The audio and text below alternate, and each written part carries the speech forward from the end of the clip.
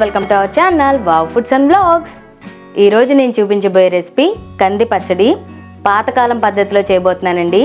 అంటే మా మామగారు మా అమ్మగారు చేసే పద్ధతిలో చేయబోతున్నాను. చాలా చాలా చాలా బాగుంటుంది. ఇంగ్రీడియంట్స్ చాలా తక్కువ. ఇందులో అస్సలు ఒక్క చుక్క నూనె కూడా వేయకుండా చేస్తాం ఈ పచ్చడి. టేస్ట్ అయితే అద్దిరిపోతుంది. ఎలా చేయాలో చూసిద్దాం. Let's start. ఫస్ట్ స్టవ్ మీద మందపాటి బాండి పెట్టుకోండి. ఇప్పుడు ఈ బాండీలో ఒక టీ గ్లాస్ కందిపప్పు వేస్తున్నాను. దీన్ని సిమ్లో పెట్టి దోరగా వచ్చేంత వరకు వేయించుకోండి. మందపాటి బాండీ అయితే పప్పు చాలా బాగా వేగుతుంది, లోపల దాకా వేగుతుంది.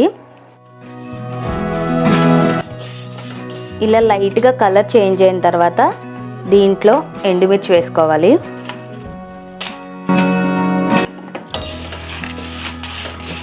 కొద్దిగా వేగిందని ఎలా తెలుస్తుందంటే మంచి వాసన అనేది వస్తుంది.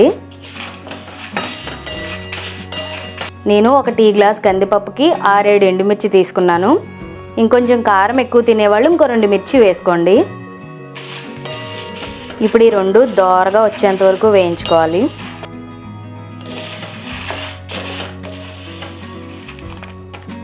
ఇలా కొంచెం కలర్ చేంజ్ అయిన తర్వాత స్టవ్ ఆఫ్ చేసేసుకోండి.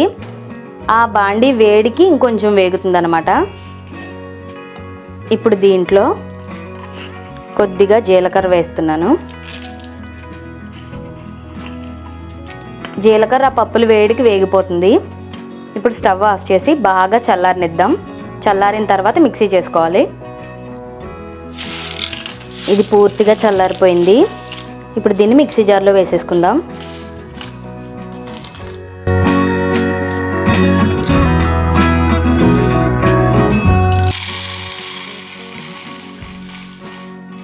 ఇప్పుడు దీంట్లో కొద్దిగా చింతపండు తక్కువగానే వేసుకోండి. ఎక్కువ వేసుకుంటే ఆ పప్పు రుచి అనేది పోతుంది.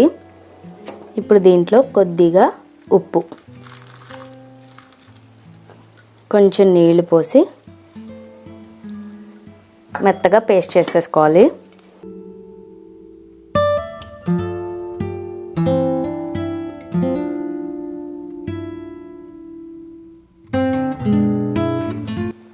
చూసారుగా ఇలా మెత్తగా పేస్ట్ చేసుకోవాలి.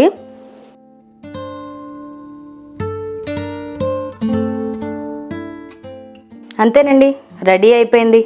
చాలా చాలా సింపుల్ కదా, చాలా టేస్టీగా ఉంటుంది. ఈ కంది పచ్చడికి చారు ది బెస్ట్ కాంబినేషన్. మీరు ట్రై చేసి ఎలా వచ్చిందో కామెంట్ చేయండి. వీడియోని లైక్ చేయండి, షేర్ చేయండి. మా వీడియోస్ ఫస్ట్ టైం చూస్తున్నట్లయితే ఛానల్ని సబ్స్క్రైబ్ చేసి పక్కనున్న బెల్ని ఆల్లో పెట్టుకోండి. అప్పుడు మేము వీడియో పెట్టిన వెంటనే నోటిఫికేషన్ వచ్చేస్తుంది. ఇంకొక రెసిపీతో మేము ముందుకు వస్తాను. Thanks for watching. This is Aparna signing off.